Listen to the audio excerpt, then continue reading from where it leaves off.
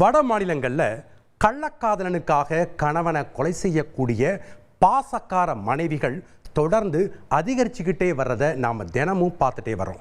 அப்படி ஒரு அசாத்திய கொலைகாரியோட அதிர வைக்கும் கிரைம் ஹிஸ்டரி இது.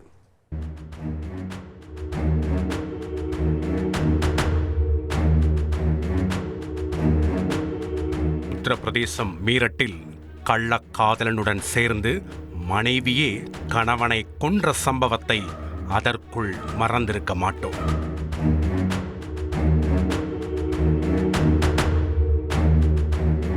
ட்ரம்முக்குள் கணவனுக்கு சமாதி கட்டிய அந்த கோரத்தின் பரபரப்பு அடங்குவதற்குள் மீண்டும் ஊபியில் நடந்திருக்கிறது ஒரு படுகொலை.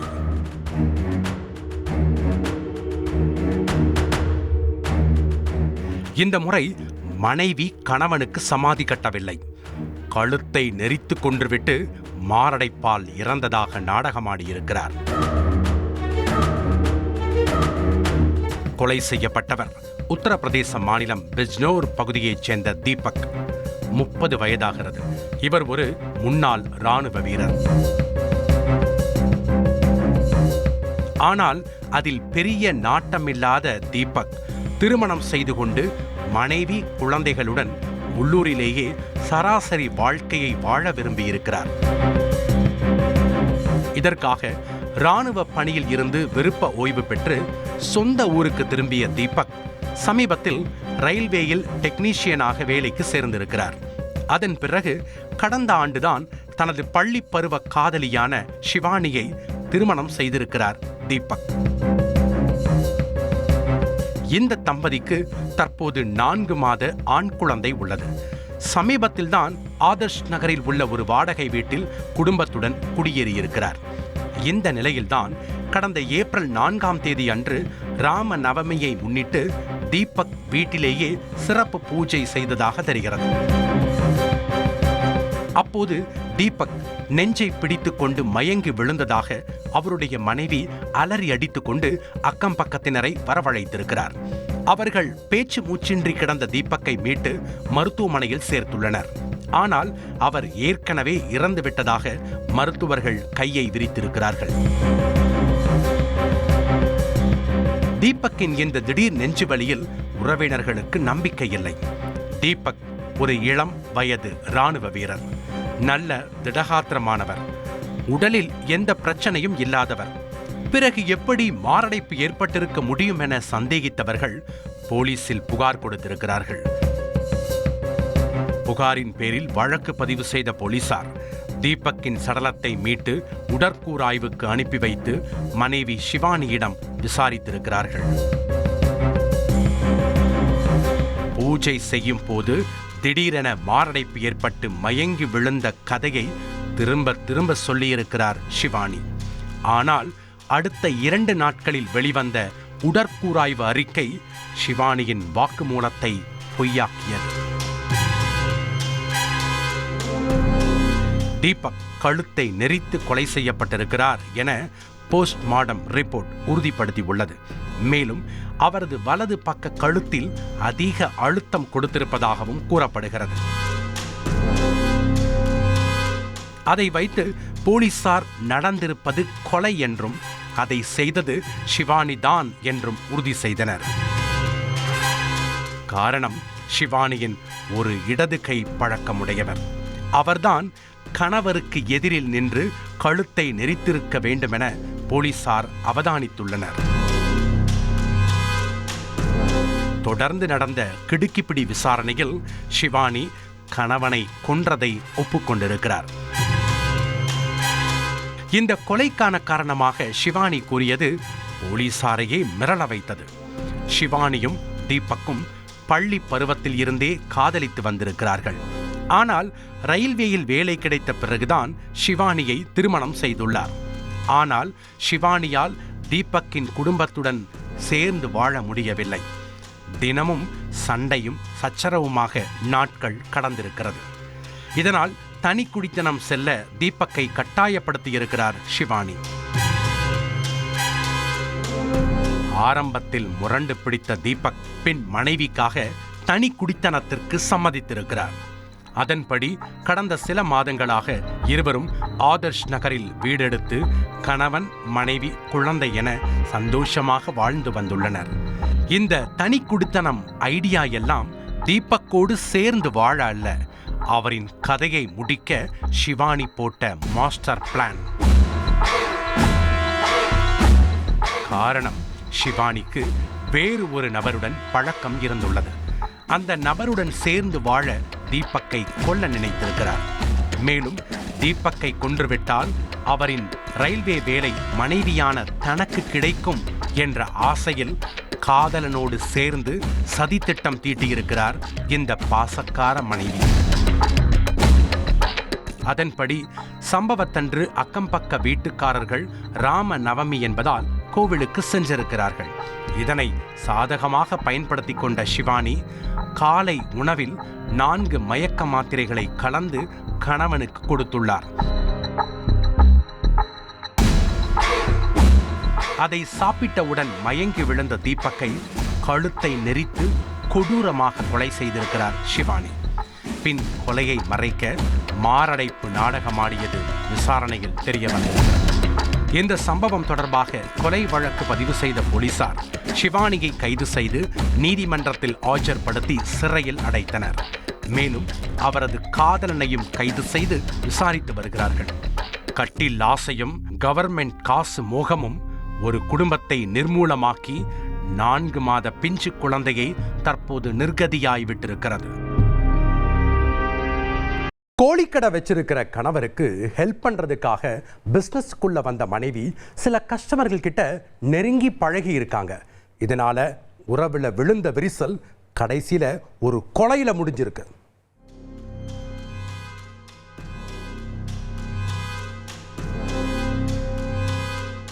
கறிக்கடை குமார யாரோ கொன்னு போட்டுட்டாங்க அப்படின்ற செய்தி தான் அந்த ஏரியா முழுக்க காட்டுத்தீ மாதிரி பரவி இருக்கு. தகவல் கிடைச்சி சம்பவ இடத்துக்கு வந்த போலீஸ் சடலத்தை கைப்பற்றி கிரைம் ஸ்பாட்டை ஆராய்ஞ்சிருக்காங்க.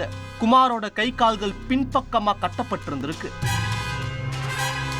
அவரோட கழுத்துலையும் கயிறால இறுக்கி கொலை பண்ணதுக்கான தடயங்கள் இருந்ததால நடந்திருக்கிறது நிச்சயம் கொலைதான்னு போலீஸோட உள்ளுணர்வு சொல்லிருக்கு. சம்பவ இடத்துல கிடைச்ச தடயங்களை சேகரிச்ச போலீஸ் விசாரணையை தொடங்கியிருக்காங்க. தருமபுரி மாவட்டம் பாலக்கோடு அடுத்துள்ள எரண்ணா அள்ளி கிராமத்தை சேர்ந்தவர் குமார். 42 வயதான இவர் முதல் மனைவியை பிரிஞ்சு தனிமையில வாழ்ந்திருக்காரு. இந்த நிலையில தான் சுமார் 5 வருஷத்துக்கு முன்னாடி தன்னை போலவே கணவரை பிரிஞ்சு 2 குழந்தைகளோட வாழ்ந்துட்டு வந்த கோவிந்தம்மாள் என்பவரை குமார் சந்திச்சிருக்காரு. 2 பேரும் பேசி பழகி இருக்காங்க. அது நாம ஏன் சேர்ந்து வாழக்கூடாதுன்னு அவங்கள நினைக்க வச்சிருக்கு. அதோட விளைவுதான் திருமணம் செஞ்சுக்காமலேயே 2 பேரையும் கணவன் மனைவியா வாழக்கூடிய சூழலை நோக்கி தள்ளி இருக்கு. முதல் கணவர் மூலமா கோவிந்தம்மாளுக்கு பிறந்த 2 குழந்தைகளையும் குமார் தன்னோட சொந்த பிள்ளைகள் மாதிரி பார்த்துக்கிட்டதாகவும் சொல்லப்படுது. மறுபடியும் லைஃபை ஸ்டார்ட் பண்ணவங்க பாலக்கோடு பஸ் டிப்போ பக்கத்திலேயே கோழிக்கடை வச்சிருக்காங்க. அந்த கடைக்கு பின்பகுதியிலேயே தனியா வீடு எடுத்து குடும்பமா வாழ்ந்திருக்காங்க.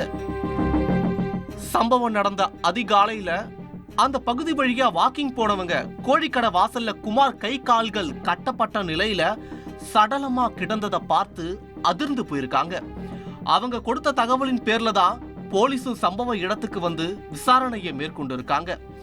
ஊருக்குள்ள குமாருக்கு சொல்லிக் கொள்ளும்படி எதிரிகளோ தொழிற் போட்டியோ கிடையாதுன்னு அக்கம் பக்கத்தில் இருக்கவங்க சொல்லியிருக்காங்க. இதையடுத்து காவல்துறையினர் குமாரோட 2வது மனைவி கோவிந்தம்மாள் குறித்து விசாரிச்சிருக்காங்க. அப்பதான் கடைக்கு வரக்கூடிய கஸ்டமர் சிலர் கிட்ட கோவிந்தம்மாள் நெருங்கி பழகினதும் அதன் காரணமா ஏற்கனவே குமாருக்கும் கோவிந்தம்மாளுக்கும் அடிக்கடி சண்டை சச்சரவு நடந்திருப்பதும் தெரிய வந்திருக்கு. சந்தேகத்தின் பேர்ல கோவிந்தம்மாளை ஸ்டேஷனுக்கு அழைச்சிட்டு போன போலீஸ் அவரிடம் தீவிர விசாரணை மேற்கொண்டு வராங்க. கள்ளக்காதலுக்கு இடையூறாயிருந்த காரணத்தினால குமார் கொலை செய்யப்பட்டாரா அல்லது கோவிந்தம்மாளோட முன்னாள் கணவருக்கும் நடந்த கொலைக்கும் ஏதேனும் தொடர்பு இருக்குமா, இப்படி பல கேள்விகள் இருந்திருக்கு. காவல்துறையினரோட முழுமையான இன்வெஸ்டிகேஷனோட முடிவுல தான் குமாரை யாரு கொலை பண்ணாங்கன்ற உண்மை வெளிச்சத்துக்கு வரும். இணையவாசிகள் மத்தியில் திடீர்னு ட்ரெண்டான ஜிப்ளி மோகம் இன்னும் குறையல. கேலரி மொத்தத்தையும் ஜிப்ளி இமேஜா மாத்திட்டு வராங்க. ஆனா உண்மையிலேயே ஆல்பம் கிரியேட் பண்றது நீங்க இல்ல, வில்லாதி வில்லன் ஏஐ தான் போலீஸ் விடுத்திருக்கும் எச்சரிக்கை இது. ஜிப்ளி டெக் உலகத்துல இதுவும் ஒரு ட்ரெண்ட் செட்டர்னே சொல்லலாம்.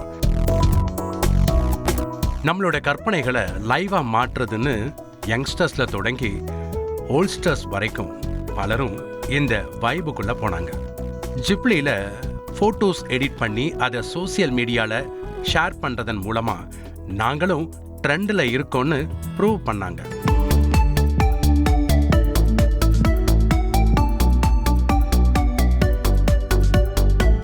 ஒரு காலத்துல ஃபில்டர் எஃபெக்ட்னாலேயே இன்ஸ்டாகிராம் ஃபேமஸ் ஆன மாதிரி இன்னைக்கு சாட் ஜிபிடிக்கு அதிகமான யூசர்ஸ் சம்பாதிச்சு கொடுத்திருக்கு ஜிப்ளி.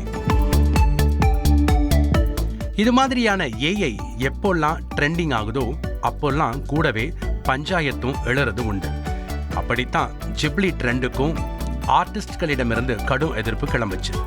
1985ஆம் ஆண்டு ஜப்பானை சேர்ந்த ஹயாவோ மியாசாகி என்பவரால உருவாக்கப்பட்டதுதான் ஸ்டூடியோ ஜிப்ளி. கிட்டத்தட்ட 40 வருஷமா குழந்தைகளை கவரக்கூடிய வகையிலான அனிமேஷன் படங்களை இந்த நிறுவனம் தயாரிச்சுட்டு வராங்க. இந்த நிலையில தான் சமீபத்துல ஓப்பன் ஏஐ சாட் ஜிபிடியோட 4.0 வெர்ஷன் அப்டேட் ஆச்சு. அதுல யூசர்ஸுக்கு இமேஜ் ஜெனரேஷன் ஃபீச்சர்ஸும் கொடுக்கப்பட்டிருந்தது.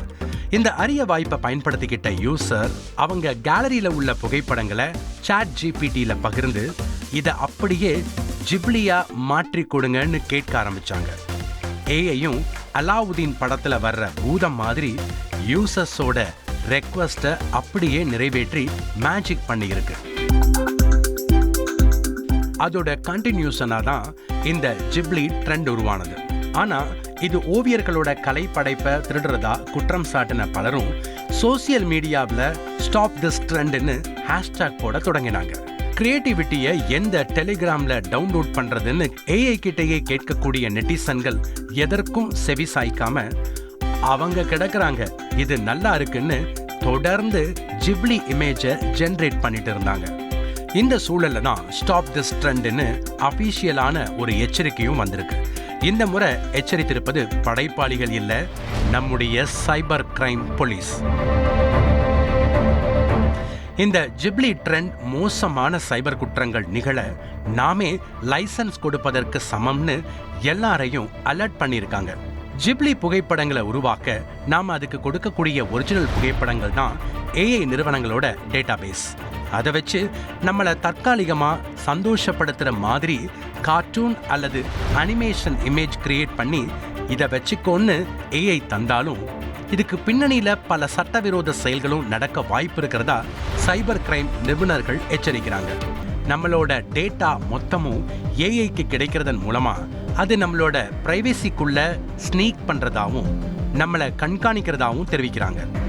ஒரு முறை ஏஐ கிட்ட நம்மளோட தரவுகளை கொடுத்துட்டா அதை எரேஸ் பண்றதுக்கு நம்மளோட சிட்டி ரோபோவால கூட முடியாதான். நம்மளோட புகைப்படங்களை வச்சு ஏஐனால போலி ஆதார் கார்டு, போலி பாஸ்போர்ட்னு எது வேணாலும் ஜென்ரேட் பண்ண முடியும். தீவிரவாத செயல்களில் ஈடுபடக்கூடியவங்களுக்கும் சைபர் கிரிமினல்ஸ்க்கும் இது பெரும் உதவியா இருக்கலாம்னு காவல்துறையினர் எச்சரிச்சிருக்காங்க. இந்த சூழல்ல சாட் ஜிபிடி ஆக்ஷன் ஃபிகர்ஸ் என்ற அடுத்த அப்டேட்டையும் சமீபத்தில் வெளியிட்டிருக்கு. இப்ப அந்த ட்ரெண்டுக்கு ஷிஃப்ட் ஆகி உள்ள நெட்டிசன்கள் தங்களோட அனிமேஷன் அவதாரத்தை வெளியிட்டு ட்ரெண்ட்ல இருக்கோம்னு விபரீதம் தெரியாம விளையாடிட்டு இருக்காங்க. சில வருடங்களுக்கு முன்னாடியும் இப்படித்தான் 10 years சேலஞ்ச் போன்ற விளையாட்டு மூலமா பயனாளர்களோட தரவுகளை திருடி ஏஐக்கு அதன் மூலம் பயிற்சி கொடுத்ததா சொல்லப்படுது. அதன் காரணமா மக்கள் மிகுந்த எச்சரிக்கையோட இந்த டெக்னாலஜி பயன்படுத்தணும்னு காவல்துறையினர் வேண்டுகோள் விடுத்திருக்காங்க. விவசாய நிலத்துக்கு தண்ணீர் பாய்ச்சுவதற்காக போன பாட்டியும் அவரோட 2 பேர குழந்தைகளும் கரண்ட் ஷாக் அடிச்சு உயிரிழந்திருக்காங்க. பாதுகாப்புக்காக போடப்பட்டிருந்த கம்பி வேலியில மின்சாரம் பாய்ஞ்சது எப்படி?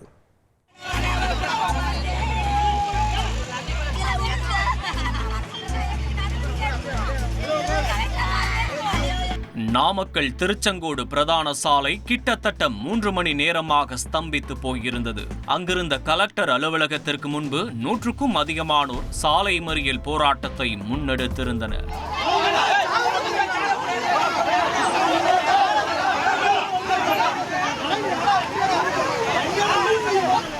2 பிள்ளைகளையும் பெற்ற தாயையும் பறிகொடுத்த வாலிபர் அந்த சாலையில் கனத்த இதயத்தோடு அமர்ந்திருந்தார். போராட்டக்காரர்களிடம் சூழ்நிலையை விவரித்து காவல்துறையினர் கலைந்து செல்லுமாறு எவ்வளவு பேச்சுவார்த்தை நடத்தியும் அவர்கள் மனம் மாறுவதாக இல்லை.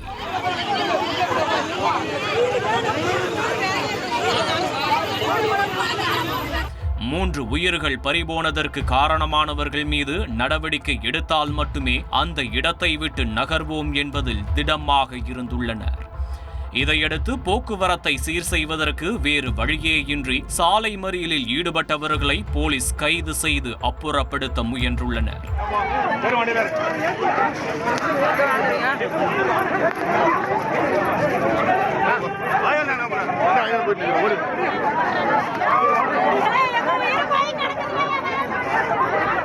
நடந்த பரபரப்புகளுக்கான காரணம் திங்கட்கிழமை மாலையில் நடந்த படுபயங்கரம்.